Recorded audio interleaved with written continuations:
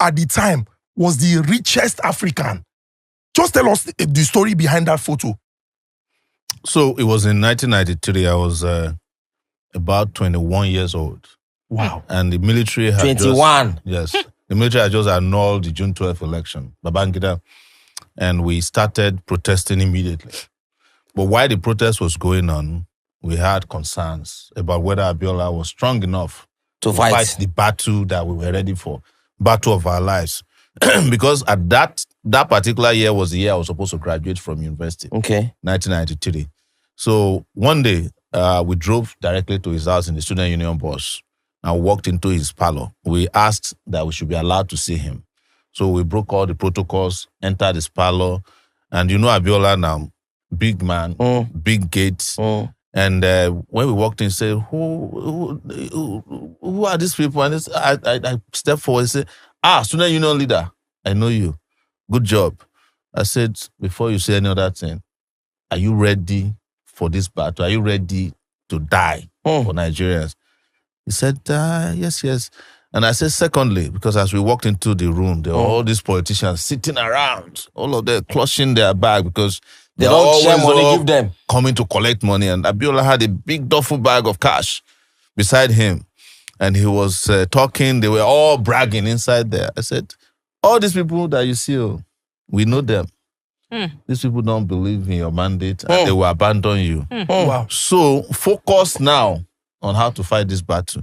You know, he's a person who doesn't like that kind of controversy. So he quickly reached out to his duffel bag, started counting money, 800,000 naira. Drop on our side. Say, student union leaders, transportation. I say, Chief, forget transportation. Which transportation? Go carry me from Unilag, come here for 800,000. 1993.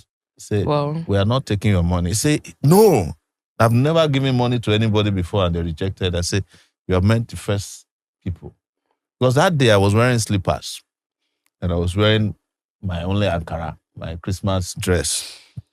And when he saw that the politicians were not happy and I was very firm. And Chief Anthony and Nahoro was also there. And Nahoro was saying, this young boy is right, Chief. So he quickly stood up and in an attempt to just solve the tension in the room, escorted us out. As we were heading out, John Momo, who is now the owner of Channels Television, was his own only reporter at that time and his cameraman. This is the story of Channels. So John Momo has been waiting outside to try to interview him. He just approached him, Chief, this is John Momo, Channels. Before he could say it, he started addressing him. And that was how I stood firmly behind him that day. Just again to assure him that we will be behind him for as long as he too stand firmly on his mandate. So that was the history of that picture and also a video of me behind him. And you could see that I was looking very angry, you know, but very firm. And turns out it was the first and the last time I met him in person.